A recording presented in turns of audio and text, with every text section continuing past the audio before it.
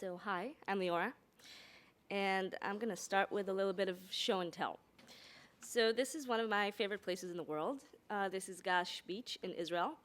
It's an informal beach, and it's located a 20-minute drive northwest from where I grew up. And this is Jaffa. This is where I lived until I came to DSI, and this is a 20-minute drive southwest from where I grew up. And this is a 20-minute drive east from where I grew up. This is the Kalkilia part of the separation wall.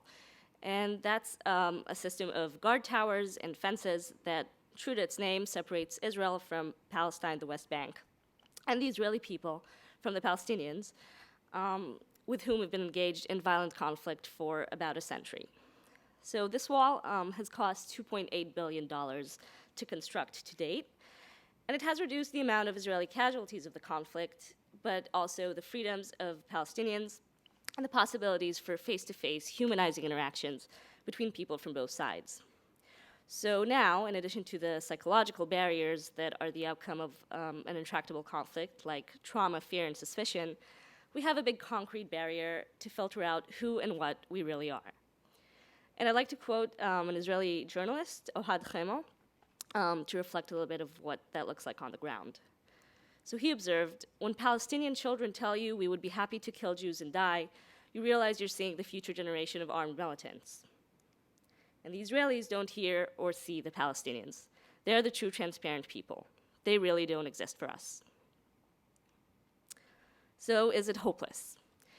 Well, there's certainly a lot of people around the world that think so, but there's still a few optimists out there that try.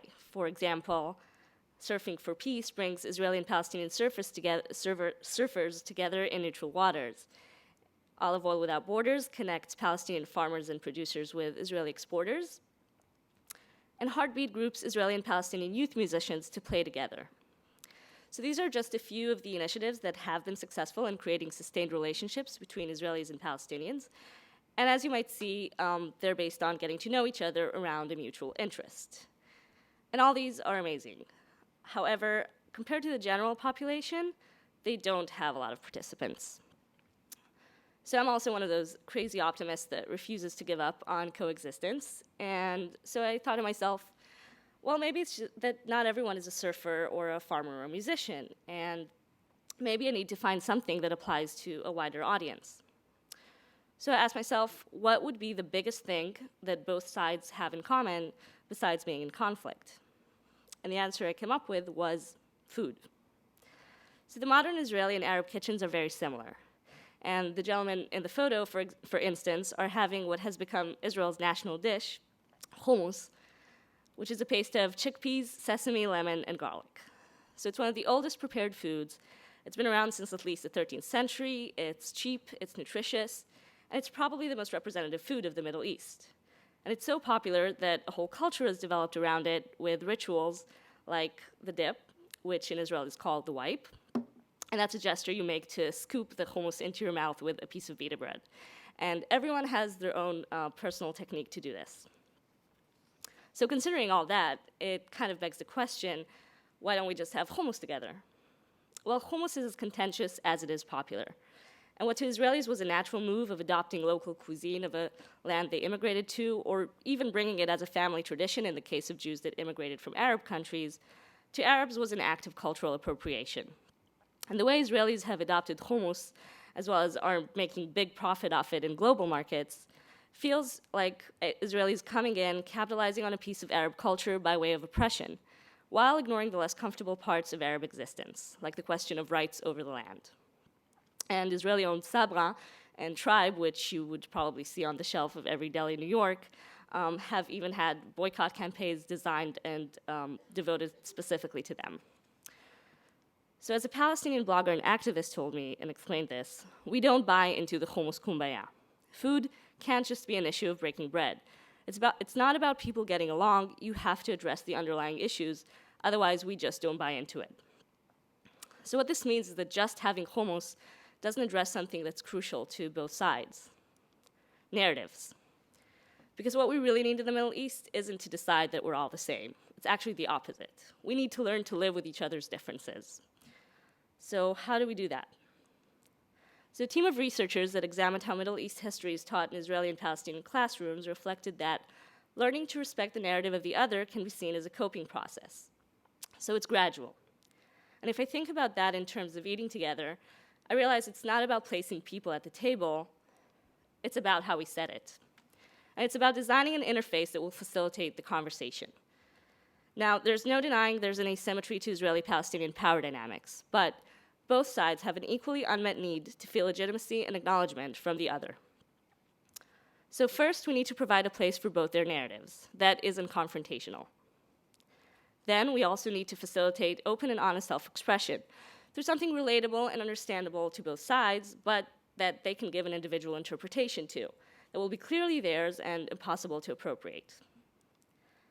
Then we need to add a little bit of discomfort, just enough to be thought-provoking, because the whole experience should be a practice in how to get out of your comfort zone so that you can consume another's narrative without going into fight or flight. So what can I use to build this interface that offers all those things? And I really struggled with that question, and I went back to my research and deep dived back into food. And I was sitting over a plate of hummus when I realized it was quite literally staring me in the face. The dip. This ritual that everyone shares, but that is all about individual expression. And the thing about the dip is that at the end of the meal, it leaves this imprint, this product of your hand style, which is almost like a fingerprint. And fingerprints represent people, humans, and lives. So I thought, what if I preserved what everyone washes away and turned it into a channel of communication?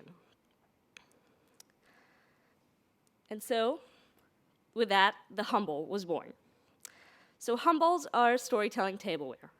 And the design preserves people's dip prints on the inside, and on the outside, there's a code that you can scan to reach the person's narratives.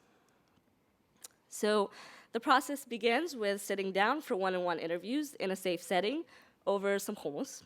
Afterwards, I take the used bowl, make a mold out of it, and cast a new one. The shape on the inside of the leftover food creates that little bit of discomfort, but also intimacy. To eat out of it is kind of like putting on someone's weird-looking pair of shoes and walking in them. It represents that which we share, but can also make our own. My first impression was that it's a very intimate moment or interaction with a person I don't know. It almost seems too intimate for me to use it, said one user. So scanning the code takes a few moments, and then it brings you an authentic narrative without editing or censorship. It contains truth, but is not confrontational, and you get time to consume and digest it privately. She writes the way she speaks. One of my first thoughts was that I feel I know this girl. I feel her presence, said one tester. So if you participate and provide a print, you receive a bowl with someone else's print in return. So there's this exchange element that keeps the conversation going and moving across borders. So next, I'd like to share with you some of people's experiences over 1 week of having a bowl. So it's like when you see pictures of someone before you actually meet them. And then when you do meet them, there's sort of a sense of familiarity. I feel that very much, even though I don't know what she looks like. It was a surprise for me that she wrote in the end that she wanted to meet Israelis. If she wants that, I would be happy to. It makes me want to sit down and talk. It made me sad. Just hearing his story and his point of view humanized the whole situation. And it's really hard. You mostly read things that are written about the countries or communities, but it's not really about people. It's numbers. It's not relatable. I rarely think about what it's like on the ground. This definitely made me think about his perspective. Whatever he believes, he's affected by it one way or another. So I don't have that information just yet, but 70% of the people I prototyped with were interested in continuing the conversation.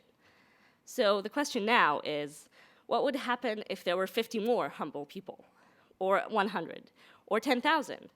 And what if you could just scan objects in your kitchen and they brought you the voices of people you're not supposed to have access to? People from Gaza, or Ramallah, or Beersheba. And what would this do to how people in the Middle East see each other? Could we eventually get to the point that we no longer need the bowls? So back to this question. Is it hopeless?